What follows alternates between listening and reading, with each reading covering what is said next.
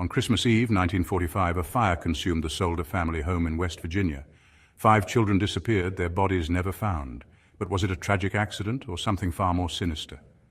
The events that followed would spark one of the most mysterious unsolved cases in American history, a case involving strange threats, suspicious sightings, and a potential cover-up that haunts the Sodder family to this day. It was a peaceful night before Christmas in Fayetteville, West Virginia. George and Jenny Sodder were asleep, along with 9 of their children.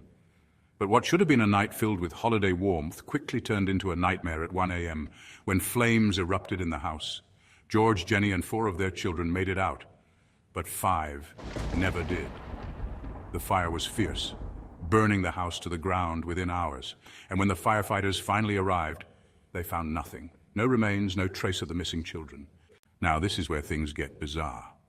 George tried desperately to rescue his children. He broke back into the house, but the staircase was engulfed in flames. He rushed outside for his ladder. It was gone. Both of his coal trucks, which he planned to climb on to reach the windows, refused to start. Coincidence, maybe, but it doesn't stop there. One of the children ran to a neighbor's house to call the fire department, but the phone operator didn't respond. When a different neighbor tried, the same thing happened. No response. In fact, it took the fire department 7 hours to arrive, despite being only 2.5 miles away. By the time they showed up, the house was reduced to ashes. The official explanation? Faulty wiring. But that didn't sit right with George or Jenny. Just months before, the wiring had been inspected and declared safe. And here's something even more suspicious. Jenny noticed that the house lights were still on during the fire. If faulty wiring caused the blaze, how were the lights still working?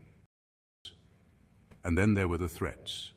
Just weeks before the fire, a life insurance salesman stormed out of the Sodder home after George refused his offer. His chilling words echoed, "Your house is going up in smoke, and your children are going to be destroyed." This same man was later found to be on the coroner's jury that declared the fire an accident. Suspicious, right? But it gets darker. After the fire, witnesses claimed they saw the Sodder children alive. One saw them in a car driving away as the house burned. Others claimed they saw the children days later at a tourist stop 50 miles away. One woman recalled serving breakfast to children who resembled the missing Sodder kids, accompanied by 2 women and 2 men, all of Italian descent. Why would they be taken?